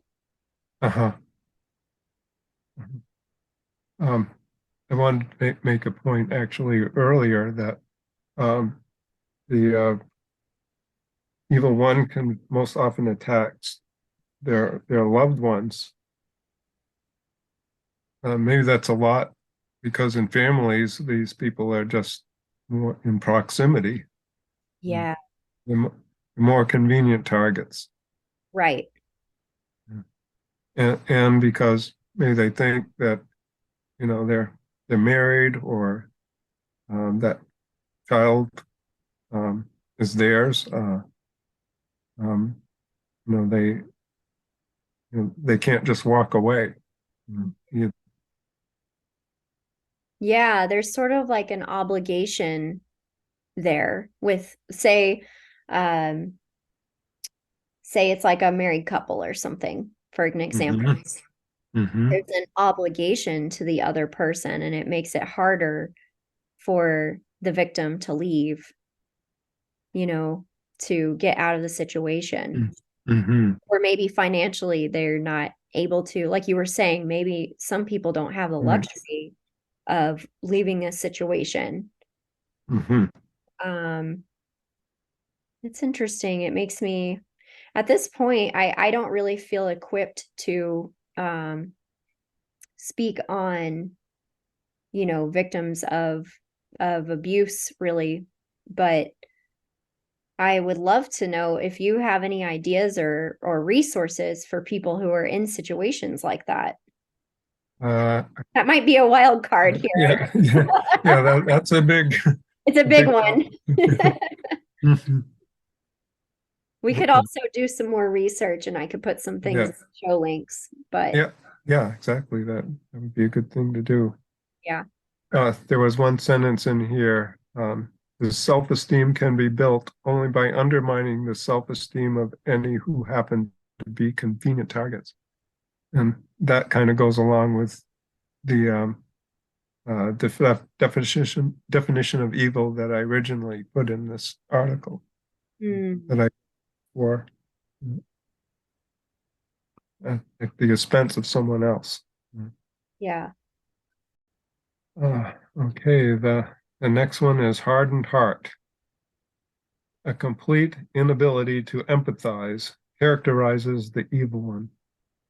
Related to this is his inability to see the intrinsic worth and value of a human being or any other living thing. This is what enables him to indulge in such heartless cruelty. Being opposed to wholeness, he has also abnegated the feminine aspects of intuition and feeling from his own psyche. He at some point makes a decision to wall off his heart and thereby switches from victim to victimizer by classic identification with the aggressor. Hmm.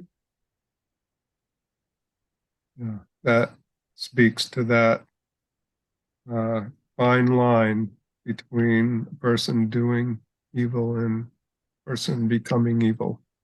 Yeah.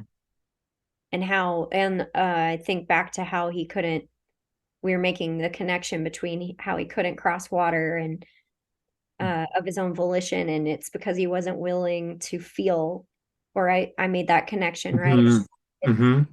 not being willing to feel, or maybe at this point, the emotional damage has piled up so high, it just seems impossible for them to even feel. Do you know what I mean? Mm-hmm. Okay. Superior intellect and will. We talked about this a little bit already. Yeah, yes.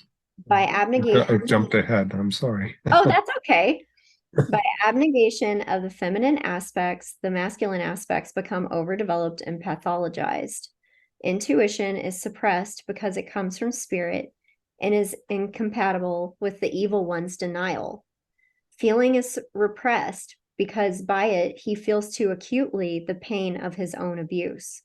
Due to an overdeveloped intellect, his mighty brain, quote unquote, makes him extremely cunning and clever in deceit.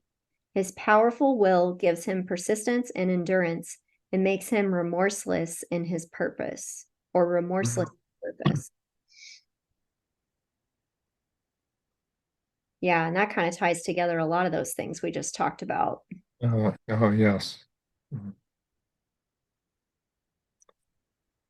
Uh, yeah, could be rectified by by a little more balance.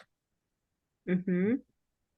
Yeah, I found myself in this position before. I think we talked about this uh through the Wizard of Oz journey of the scarecrow archetype, how he gets his brains, you know?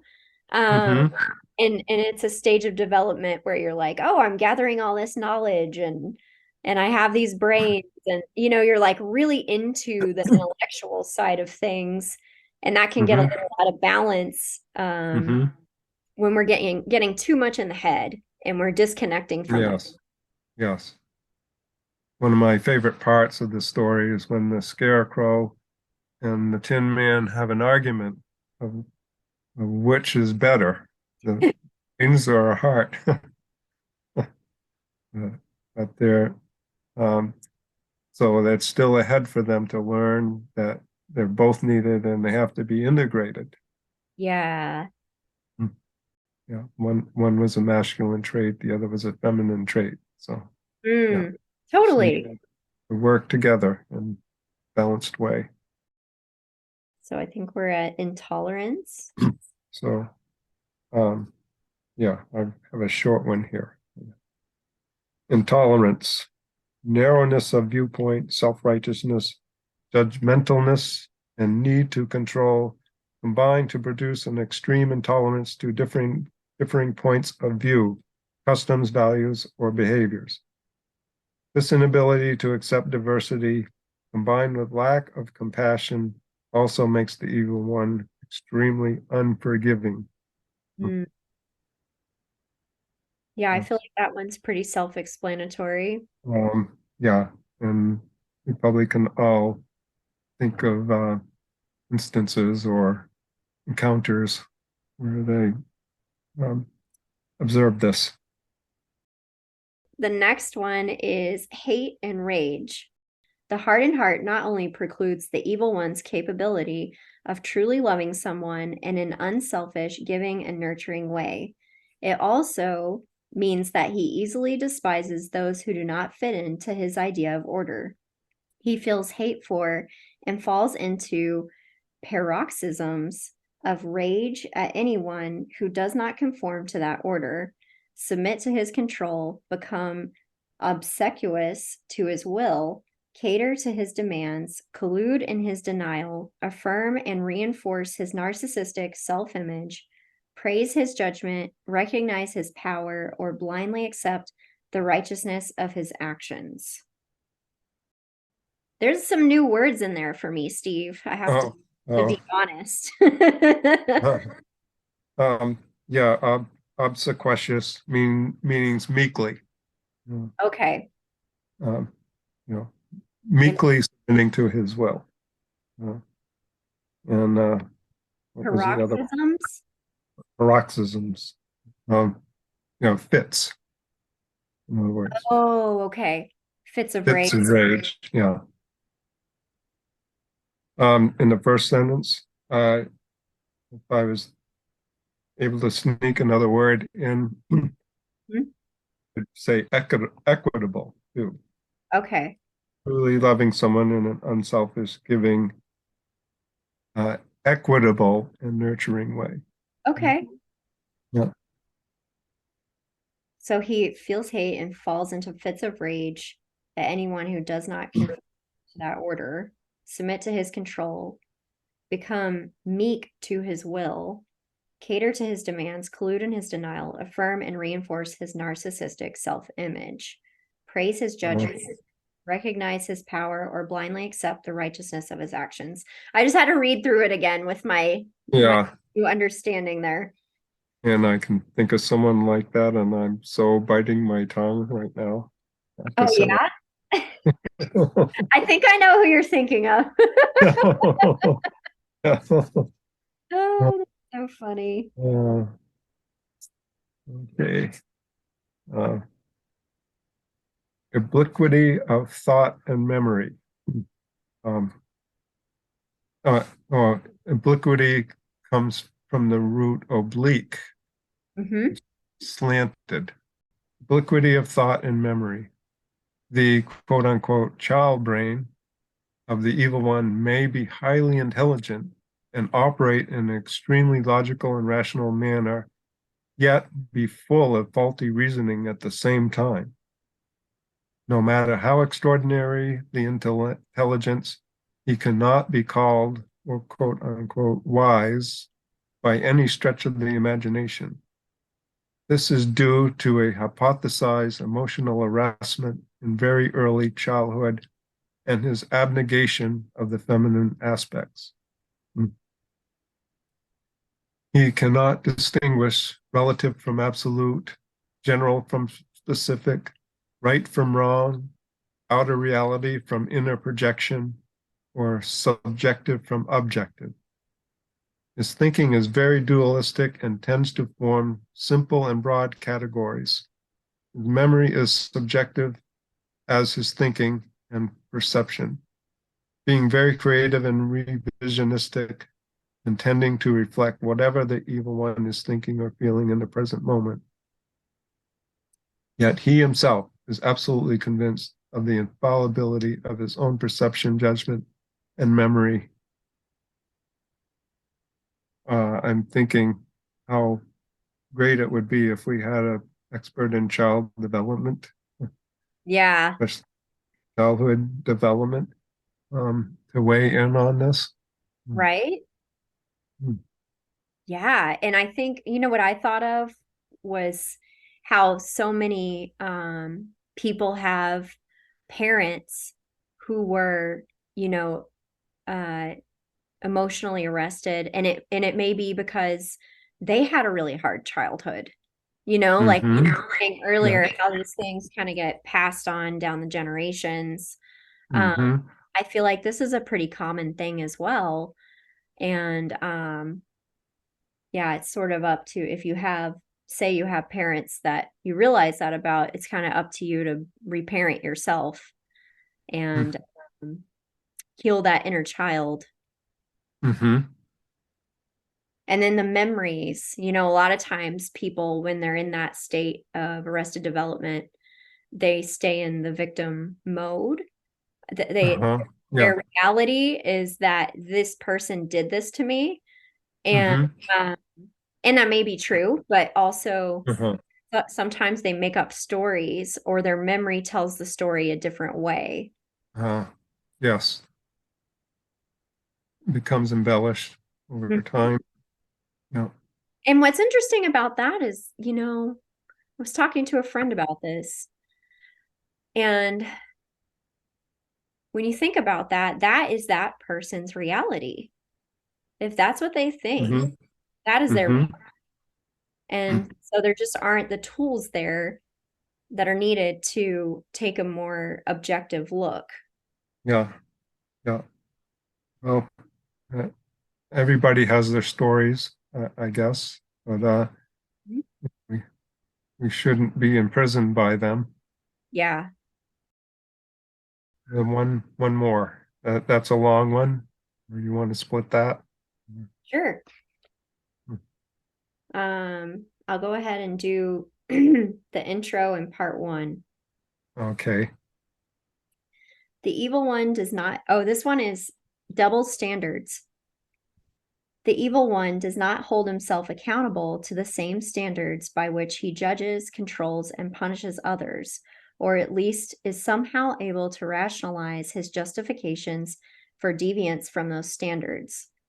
This results in a plethora of double standards that govern his relationship with others, listed as follows.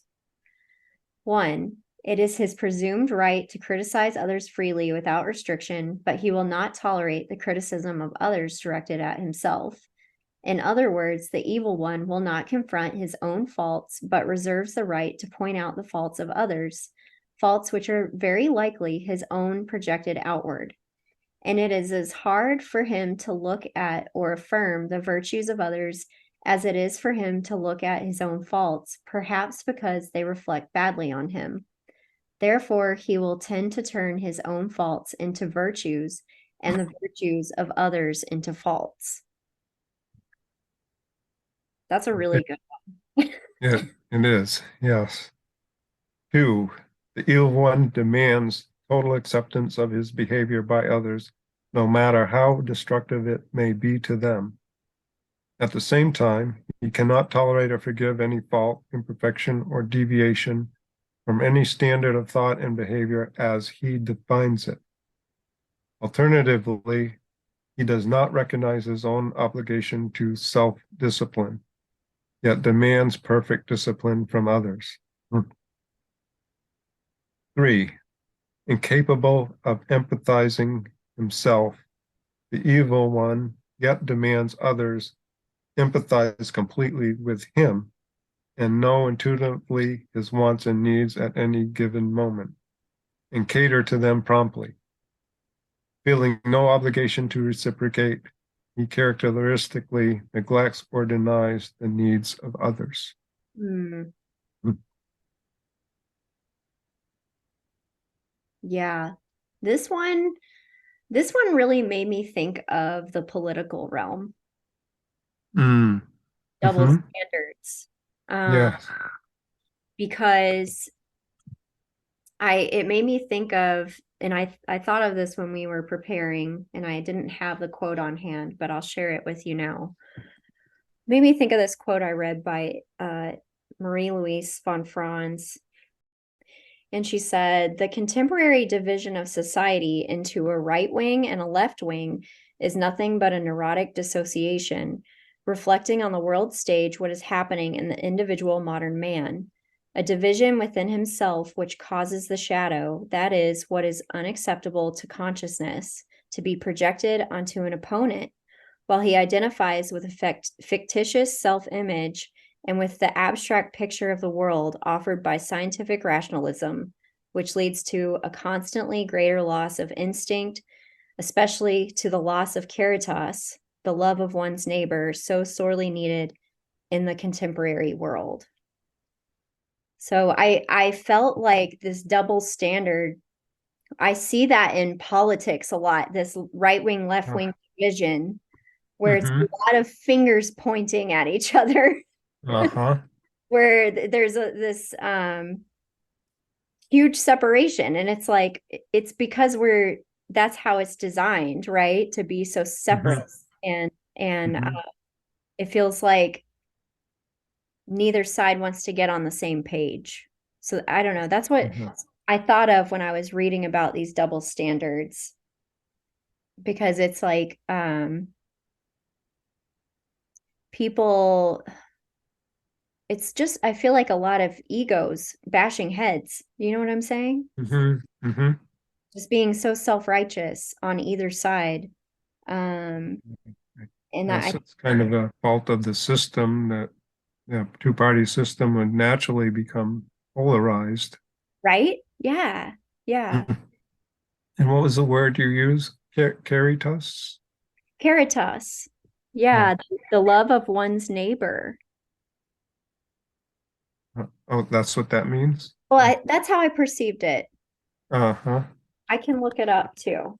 Uh-huh. Oh, interesting. Christian love of humankind, charity. Yeah. Well, I don't think Christians have a monopoly on it, but Yeah. yeah, it's good though. Well, and it's interesting too how there's that Christ principle, but that's not specific to Jesus Christ. Yes, I hope our listeners realize that too. Yeah, I just realized that when you said that. It's yeah, it's really universal. But the double standards is very much like, this is what's right for me, but you can't do that. Like hypocrisy, right? Yeah. And they can never be wrong. Yes. And they have no remorse, and they don't feel any empathy for what others through or what others experience. Yeah. I think the listeners can all think of instances that fit that.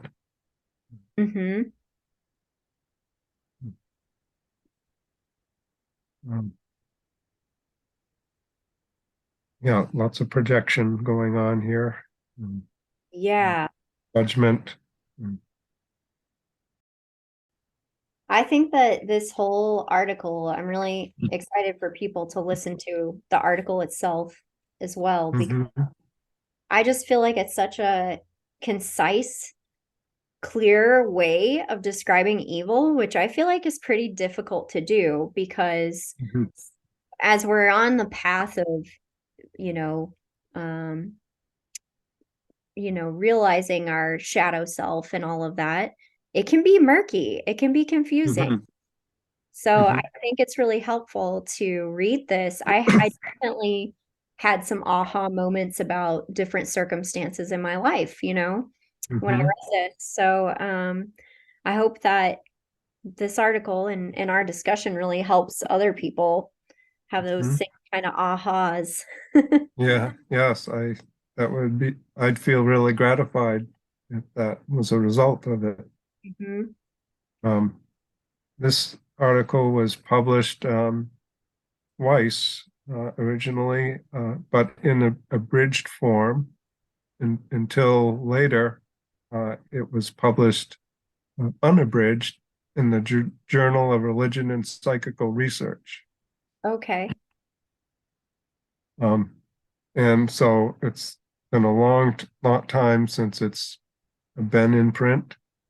And for a long time, I've been feeling like this should get out in the world again.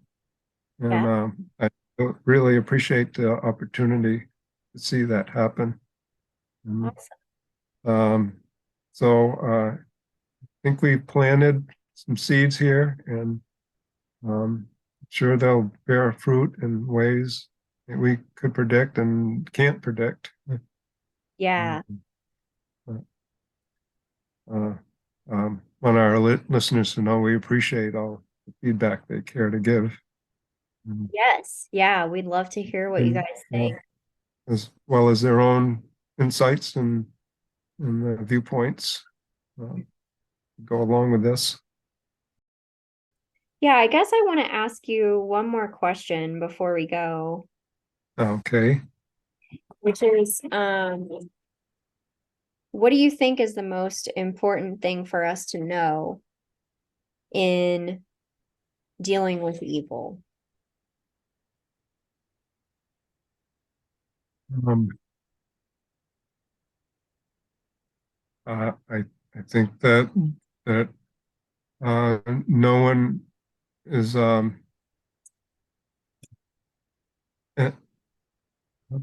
that everyone is redeemable. That there is no one that is beyond redemption, and we uh, we should learn all that we can about this phenomena, and that education will help us in dealing with it, and helping our fellow man, and fellow women, um, and yeah, we can find ways to mitigate this because again, our aim is to evolve in a positive way um, as as a block, as we all have to get there together. Mhm. um, there's nobody that's going to be called and trashed. Uh, everybody's redeemed in the end, and it's going to take a lot of forgiving along the way. And, That's the truth. Yeah. And it's interesting when you say that. I have to kind of wonder, I guess when Dracula, when they killed Dracula, I guess that was his redemption. That's what's interesting is, mhm, yeah, that's one for me to think about. How mhm, everybody's redeemable. Well, how does that redemption look? What does that look like? I think there's a lot of different cases of what that looks like. Sometimes it might be a self-realization. Sometimes it might be a a crisis in life. Um, Sometimes it means walking away from a situation, putting your foot down, and Mhm. sometimes people make their own bed. Uh-huh. Yeah, yeah. Lots of different, a whole variety of different situations and scenarios that all this could apply to. Yeah. But I guess what you're Uh, saying is that just to keep the awareness that everybody still has that consciousness, that yeah, spark of light. yeah. So we learn more about the whole psychological thing going on here, and that would give us more um, tools of how to work with it, Yeah. help people from it. Um, we our goal should be to break the cycles. Yeah. All And, right. Well, thank you so much. Oh, sorry, I didn't mean to interrupt. oh, I'm just going to reiterate one last point. Is, Okay. uh, yeah, that we should suffer evil without returning in kind. Yes. Yes. That's what breaks the cycle, right? Right, right. All right. Well, thank you so much. If people Hey, want to get in touch with you, I can link your email in the show notes. I greatly appreciate feedback, and thank you, Wendy, for um, creating uh, this venue and hosting this. You're Pod- so welcome. Thanks for listening to another episode. And if you'd like to check out Steve's article, there's a recording in the episode prior to this one, as well as a link in the show notes to a PDF so you can read it. And if you'd like to get in touch with Steve, his email is in the show notes. If you'd like to follow me on Instagram, I'm at light.alwayswins. And if you enjoyed this episode, do me a favor and leave a review. I'd really appreciate it. Until next time, remember, light always wins.